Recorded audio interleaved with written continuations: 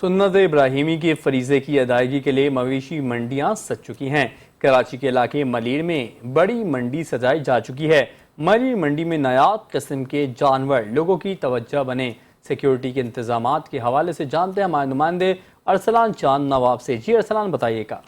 जी बिल्कुल, सुन्नत इब्राहिमी का फरीज़ा अदा करने के लिए तमाम मुसलमान मंडियों की जानिब अपना रुझान कर चुके हैं। कराची में भी सुन्नत इब्राहिमी के फरीज़े को अदा करने के लिए मंडियां सजाई जा चुकी हैं। मैं इस वक्त मौजूद हूँ मलीर मंडी के अंदर, जहाँ पर नायाब किस्म के और मुख्तलिफ इक़साम के जानवर मौजूद हैं। और अगर हम बात करें ख़रीदारों की, तो इस बार मुसलमानों में जोश व जज्बा देखा जाता है। सुन्नत इब्राहिमी का फरीज़ा अदा करने के लिए हर साल सिंध और पंजाब से लाखों जानवर आते हैं और कराची के लोग बड़े जोश और जज्बे के साथ और बड़े अकीदत के साथ इस फरीज़े को अदा करने के लिए जानवरों की खरीदारी करते हैं। सर बताइएगा, इस बार मार्केट का रुझान कैसा है और लोग खरीदारी कर रहे हैं? ले रहे हैं।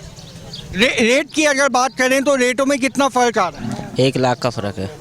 जी बिल्कुल, गुज़िश्ता साल की निस्बत इस साल जो रेट्स हैं उनमें बड़ी तब्दीली आई है, लेकिन ख़रीदारों की जानिब से सुन्नत इब्राहिमी का जो फरीज़ा है उसे अदा करने के लिए लोग बिल्कुल यहाँ पर बड़े अकीदत के साथ इस फरीज़े को अदा करते हैं।